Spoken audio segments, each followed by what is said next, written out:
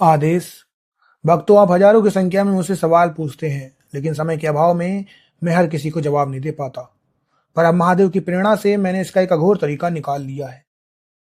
अब से मैं हर दिन दो ऐसे भाग्यशाली लोगों का नाम लेकर उनके सवालों का सीधा जवाब दूंगा, जिन्हें महादेव ने खुद चुना होगा। ये जवाब आपको मेरे यूट्यूब पर नहीं, बल्कि मेरे व्हाट्सएप चैनल पर मिलेंगे। इस वीडियो के कमेंट बॉक्स में जाइए, मैंने व्हाट्सएप चैनल का लिंक वहां पिन कर दिया है। अभी उस लिंक से जुड़िए और अपना सवाल कमेंट कीजिए। क्या पता कल की ब्रह्मा वेला में महादेव की कृपा से अगला नाम आपका हो। देर मत कीजिए, मार्ग खुला है। तुम मंदिर जाते हो, वहां हजारों मूर्तियां हैं, तुम सबकी पूजा करते हो, सबका सम्मान करते हो, लेकिन तुम्हारे ऑरा के साथ, तुम्हारी आत्मा के साथ कोई एक विशेष शक्ति हमेशा साईं की तरह चलती है।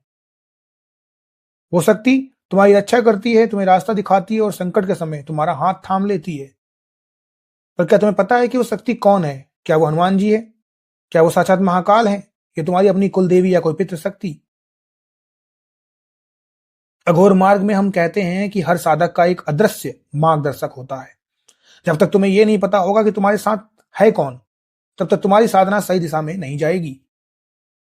आज अघोर शक्ति पर मैं तुम्हें वो 7 गुप्त संकेत बताऊंगा, जिससे तुम पहचान पाओगे कि तुम्हारे पीछे कौन सी महाशक्ति खड़ी है। इस वीडियो को अंत तक देखना, क्योंकि आखिरी संकेत तुम्हें यह बताएगा कि तुम्हारी शक्ति तुमसे क्या चाहती है। अगर तुम्हें सपने में बार बार ऊंचे पर्वत, सांप या डमरू की आवाज सुनाई दे, तो समझ लेना कि तुम्हारे साथ महादेव की शिव शक्ति चल रही है। वही अगर तुम्हें सपने में छोटे बच्चे, शेर या कोई तेजोमयी स्त्री लाल वस्त्रों में दिखाई देती है, तो यह मां दुर्गा या मां काली का संकेत है। और अगर तुम सपने में खुद को उड़ते हुए देखते हो या बंदरों की सेवा करते हुए देखते हो, तो समझो बजरंग बली ने अपना पहरा तुम्हारे ऊपर लगा दिया है। सपने दोस्तों वो खिड़की है जहां शक्तियां अपनी पहचान उजागर करती हैं। जब कोई दैवी शक्ति तुम्हारे आसपास होती है, तो वो हवा के तत्वों को भी बदल देती है। अगर तुम्हें अचानक बिना किसी अगरबत्ती के गुलाब या चमेली की तेज खुशबू आए, तो समझो तुम्हारे साथ मां लक्ष्मी या कोई सौम्य देवी शक्ति है। पर अगर तुम्हें अचानक धूनी, गुग्गल या भभूत की खुशबू आए, तो समझ लेना कि तुम्हारे साथ भैरव बाबा या कोई सिद्ध अघोरी पुरुष की शक्ति है। यह गंध तुम्हें ये बताने के लिए आती है कि डरो मत, मैं यही हूं।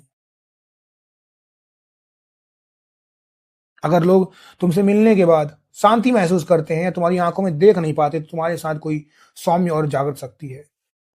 लेकिन अगर तुम्हें देखते ही अपराधी प्रवृत्ति के लोग या नकारात्मक लोग डरकर भागने लगे या तुमसे कतराने लगे, तो समझो तुम्हारे साथ मां काली या वीर हनुमान जी जैसी उग्र रक्षक शक्ति है। तुम्हारी उपस्थिति ही उनके भीतर के अंधेरे को डराने लगती है। यह शक्ति तुम्हारे ऑरा को फौलाद बना देगी। अगर तुम्हें किसी खतरे का एहसास पहले से ही हो जाता है, या तुम्हारी कोई ऐसी मुसीबत जो टलना नामुमकिन नामुमकिन थी अचानक किसी अजनबी के आने से टल जाए, तो समझो तुम्हारे साथ तुम्हारे कुल देवता या पितृ शक्तियां हैं। पितृ शक्तियां हमेशा अदृश्य रहकर ढाल के तरीके से काम करती हैं। अगर तुम किसी एक्सीडेंट से बाल बाल बचे हो, तो गौर करना उस वक्त तुम्हें किसकी याद आई थी। जिसकी याद आई वही शक्ति तुम्हारे प्राणों की रक्षा कर रही। मंत्र सुनते ही अगर तुम्हारे सिर के ऊपरी हिस्से तालू में ठंडक महसूस हो, तो तुम पर साक्षात नारायण या विष्णु कुल की कृपा है। पर अगर मंत्र सुनते ही तुम्हारी रीढ़ की हड्डी में बिजली जैसी दौड़ महसूस हो और हाथों में कंपन हो, तो तुम शक्ति देवी के उपासक हो और तुम्हारे साथ मां का कोई गण या स्वयं मां की ऊर्जा चल रही है। यह कंपन बताता है कि तुम्हारी कुंडलिनी उस शक्ति से जुड़ने के लिए तड़प रही है।